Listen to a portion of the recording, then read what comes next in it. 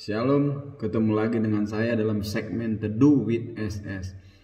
Pada kesempatan ini kita akan berbicara satu tema yang berjudul Hidup dalam Rencana Tuhan. Kita baca satu ayat dalam Mazmur pasal yang ke-33 ayat yang ke-11, saya akan bacakan. Tetapi rencana Tuhan tetap selama-lamanya, rancangan hatinya turun-temurun. Saudara-saudaraku yang dikasihi oleh Tuhan, ketika kita hidup di dalam dunia ini dan percaya kepada Yesus sebagai Tuhan dan Juru Selamat, Tuhan mempunyai rencana yang indah dalam kehidupan kita. Seperti satu perabot yang indah yang akan Dia bentuk, dan perabot itu nanti akan diletakkan di rumah Allah.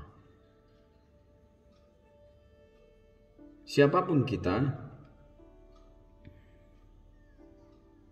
sebagai orang-orang percaya, Allah mempunyai rencana yang indah dalam hidup kita. Hidup ini bukan hanya sebatas hidup begitu saja, tetapi Tuhan menuntun membawa kita kepada satu rancangan yang indah dalam hidup ini. Kalau saya berdoa pagi maupun siang ataupun malam, saya selalu katakan kepada Tuhan, Tuhan, bawa aku dalam rencana-Mu. Kenapa saya katakan demikian? Ketika Tuhan membawa saya dalam rencana Tuhan, pasti rencana Tuhan itu indah. Yang walaupun memang untuk mencapai satu rencana yang indah itu harus banyak melewati lika-liku kehidupan, suka dan duka harus kita lalui. Tetapi yakin dan percaya akan indah pada waktunya. Bagaimana caranya kita untuk masuk dalam rencana Tuhan? Yang pertama ialah kita harus terus melekat dan selalu mengikuti kehendak Tuhan dalam kehidupan kita. Kita jangan keluar dari kehendak Tuhan. Kita jangan lari daripada rancangan Tuhan dalam kehidupan kita. Kalau kita keluar dan lari, maka kita tidak masuk dalam rencana Tuhan yang indah itu. Kita harus hidup melekat, dekat kepada Dia, menyenangkan hati Tuhan. Itu yang harus kita lakukan. Dan yang kedua, supaya kita hidup dalam rencana Tuhan, kita harus menemukan visi Tuhan dalam hidup kita. Kita melihat dalam Mazmur pasal yang ke-33 ayat yang ke-11 tadi,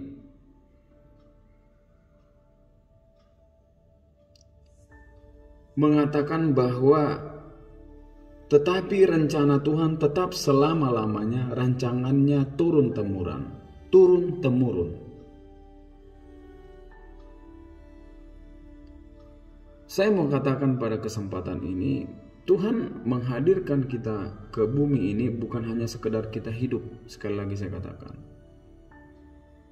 Tetapi ada visi Tuhan yang harus digenapi dalam kehidupan kita, orang-orang percaya. Menjadi serupa dan segambar dengan Allah. Itu visi daripada Tuhan terhadap hidup kita. Kita harus menemukan itu.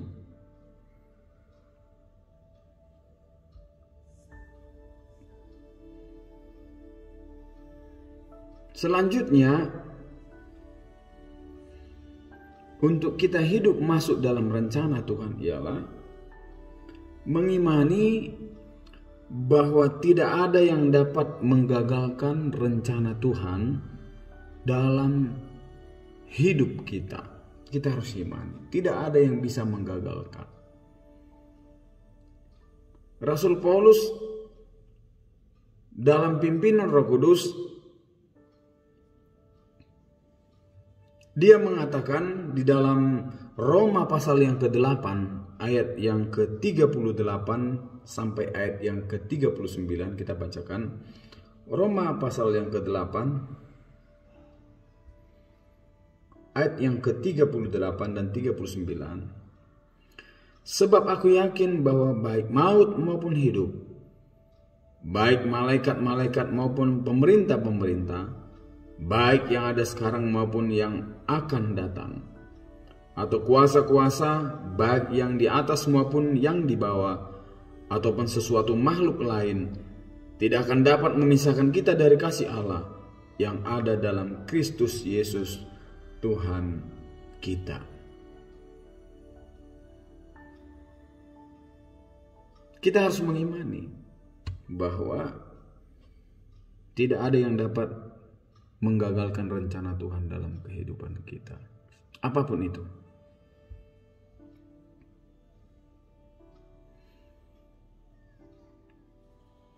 Roma pasal yang ke-8 ayat yang ke-38 sampai yang ke-39 yang baru saya bacakan.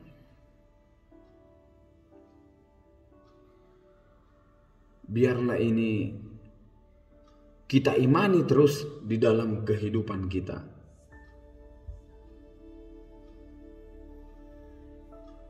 Bahwa keberadaan kita di dalam dunia ini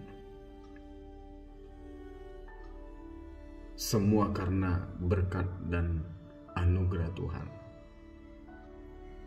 Dan Dia membawa kita kepada satu rencana yang indah dalam hidup ini.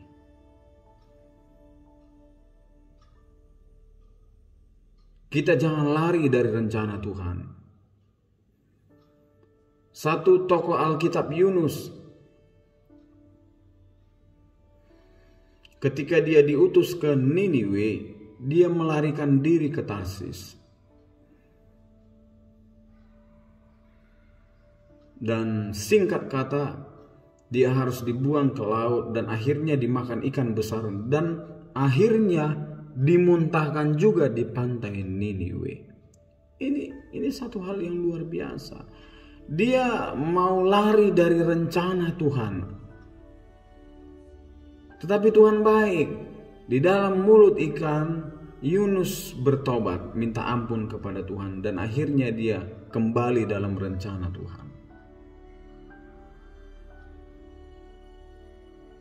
Dia ingin menjadikan kita sesuatu yang indah di dalam Tuhan. Itu sebabnya kita perlu taat setia kepada Tuhan.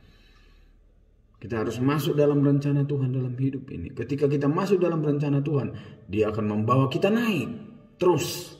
Tidak menjadi ekor tetapi menjadi kepala. Tidak turun tetapi naik ketika kita ada dalam rencana Tuhan. Memang saya mau katakan sekali lagi, ada banyak hal-hal yang ingin memisahkan kita dengan kasih Kristus. Ujian, pencobaan, sakit, penyakit, tekanan. Ini kadang-kadang yang iblis pakai untuk menggagalkan rencana Tuhan, supaya kita lari dari Tuhan. Ketika kita lari dari Tuhan, maka kita keluar dari rencana Tuhan. Maka gagallah rencana Tuhan dalam kehidupan kita. Ini yang dikehendaki oleh iblis.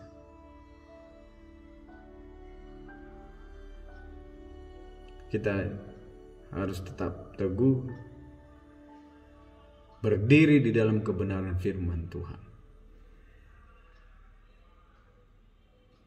Seperti Rasul Paulus, apakah yang dapat memisahkan aku dengan kasih Kristus? Penderitaan, keaniayaan, dan lain sebagainya.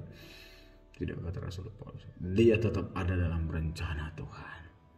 Dan akhirnya Rasul Paulus mengakhiri pertandingan iman dengan baik. Menjadi satu perabot yang indah di rumah Tuhan. Yusuf mengikuti rencana Tuhan.